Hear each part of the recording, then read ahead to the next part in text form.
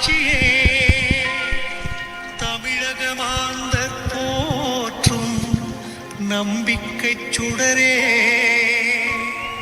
எழில்மிகு குமரியின் நட்டாலத்தில் உதித்த அற்புதமே வடக்கன் குளத்தில் திருமுழுக்கு பெற்று இறையேசுவின் பணி தொடர்ந்தவரே புலியூர் குறிச்சியில் முட்டிடிச்சி பாறையில் நீர் பெருகச் செய்த அருளூற்றே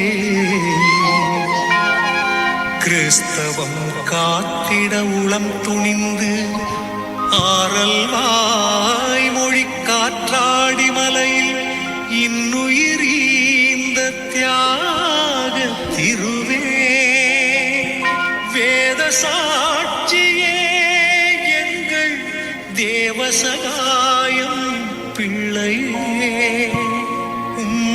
திருப்புகழ் பாடிட திரண்டு வந்தோமே.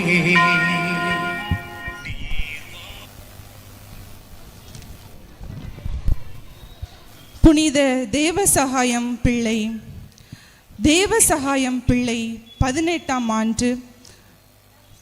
நூற்றாண்டில் வாழ்ந்த தமிழ்நாட்டின் முதல் புனிதர் ஆவார்.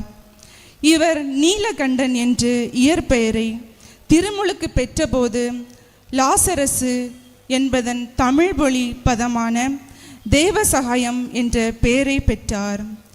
திருவாங்கூர் மன்னரின் கட்டளையை மீறி மதம் மாறியதால் இவர் கொலை செய்யப்பட்டதாக நம்பப்படுகிறது.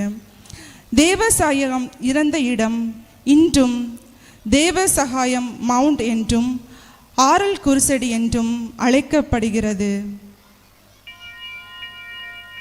பாரத தேசத்தின் முதல் மறை சாட்சியே